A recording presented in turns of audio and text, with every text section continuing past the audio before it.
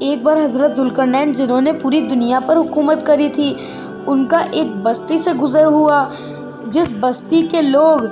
قبر میں سوتے تھے، اور یہی نہیں وہ لوگ گھاس پھوس کھاتے تھے۔ تو حضرت ذوالقرنین کو بہت افسوس ہوا کہ ان کی حکومت میں بھی کچھ ایسے لوگ ہیں جو کہ ابھی بھی بہت غربت کی زندگی گزار رہے ہیں۔ تو اس بستی کے لوگوں کی حالت صحیح کرنے کے لیے حضرت ذوالقرنین نے اپنے سپاہیوں کو ان کے راجا کے پاس بھیجا اور کہا کہ راجا سے کہہ دینا کہ سکندر وقت آپ کی بستی میں آئے ہوئے ہیں۔ تو سپاہی بادشاہ کے پاس گئے اور اس سے بولا تو بادشاہ نے کہا،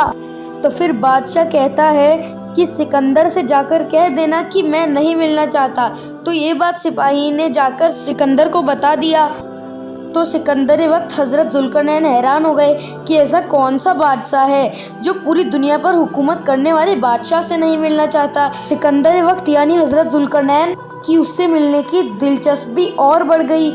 تو وہ خود ان کے پاس چلے گئے اور اس بادشاہ کے پاس جا کر کہا کہ تم اور تمہاری رعایا اتنی غربت میں زندگی کیوں گزار رہی ہے؟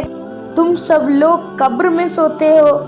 اور گھاس پھوس کھا کر اپنی زندگی بتاتے ہو۔ پوری دنیا پر میری حکومت ہے اور میں پوری دنیا کا بادشاہ ہوں، اور اس بستی پر بھی میری حکومت ہے، تو میں اس بستی میں محلات تیار کروانا چاہتا ہوں تاکہ اس بستی کے لوگ اچھے سے زندگی گزار سکیں۔ مگر وہاں کے بادشاہ نے کہا کہ ہمیں کسی محل اور جواہرات کی ضرورت نہیں ہے، ہم ایسے ہی رہنا پسند کرتے ہیں اور ایسے ہی خوش رہتے ہیں، اور ہم قبر میں اس لیے سوتے ہیں کیونکہ ہمارا اصلی گھر تو قبر ہی ہے۔ انسان کا اصلی ٹھکانہ ہی قبر ہے، انسان کو مرنے کے بعد قبر میں ہی جانا پڑتا ہے، اور ہم گھاس پھوس اس لیے کھاتے ہیں کیونکہ اللہ نے ہمیں اس دنیا میں عبادت کرنے کے لیے بھیجا ہے، اور اگر ہم اچھا اور لذیذ کھانا کھائیں گے تو ہماری خواہشات بڑھتی جائے گی اور ہم اللہ اور اس کے دین سے دور ہو جائیں گے۔ اور پھر سکندر وقت حضرت ذوالقرنین چپ ہو گئے اور اس بستی سے خوش ہو کر